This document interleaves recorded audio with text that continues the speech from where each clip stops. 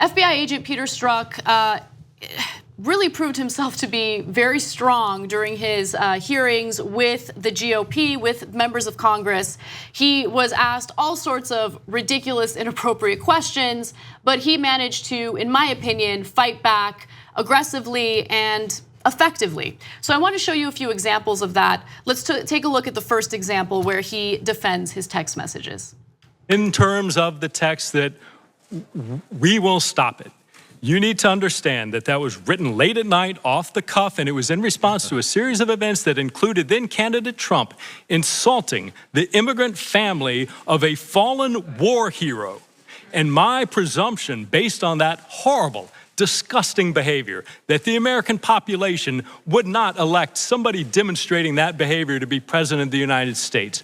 It was in no way, unequivocally, any suggestion that me, the FBI, would take any action whatsoever to improperly impact the electoral process for any candidate. As to the 100 million to one, that was clearly a statement made in jest and using hyperbole. I, of course, recognize that millions of Americans were likely to vote for candidate Trump. I acknowledge that is absolutely their right. That is what makes our democracy such a vibrant process that it is.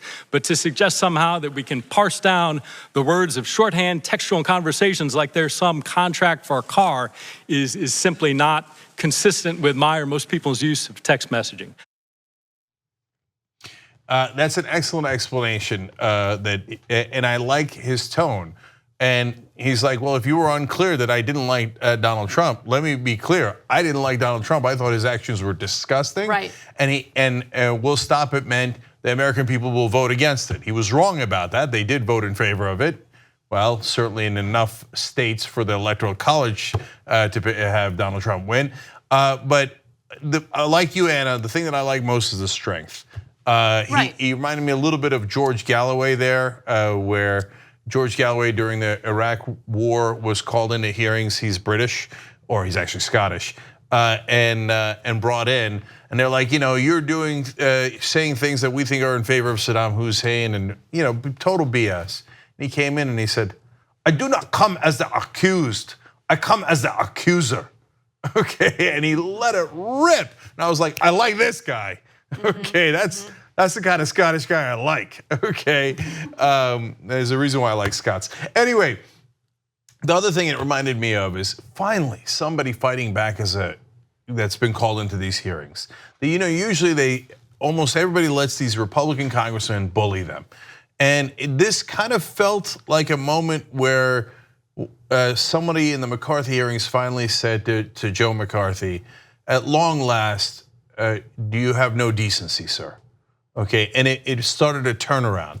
And I don't know why everybody bows their heads to these congressmen. They have no actual power. Because they're just a bunch of clowns putting together a three-ring circus. Well, they do have power, but unfortunately they wield their power in support of what their donors want, and this is just their effort at appearing strong and appearing as though they are representing their constituents. But if you look at their policies and if you look at what they've actually done for their constituents, it's been nothing but incredibly regressive policies that hurt them economically, that hurt them financially, that hurt them in many different ways. So this is their way of overcompensating and making it appear as though they're doing something. Again, this is nothing more than political theater.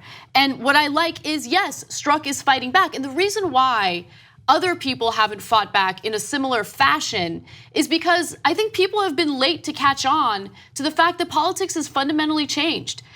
These members of Congress are not these respectable, buttoned up, professional people anymore. They're just not. And Trump running the type of campaign that he did, and Trump conducting himself the way he does publicly on a daily basis has led to the circus that we see in Congress, now in our judicial system. It's all over the place in the way that we interact with one another, the type of rhetoric we use. And I like the fact that Strzok finally realized these are not people who are interested in having a legitimate discussion and they have no interest in asking me legitimate questions. They just want to attack me and they have no interest in what I have to say. Well, let me give it to them. And I like that, even though I'm sure we don't agree politically. I'm glad that he struck back. Yeah, me too. I'm here all week. 2 easy ways to follow the Young Turks. One is hit the subscribe button down below, then you're a TYT subscriber. And second is ring the bell. And when you do that on YouTube, you're notified of our videos.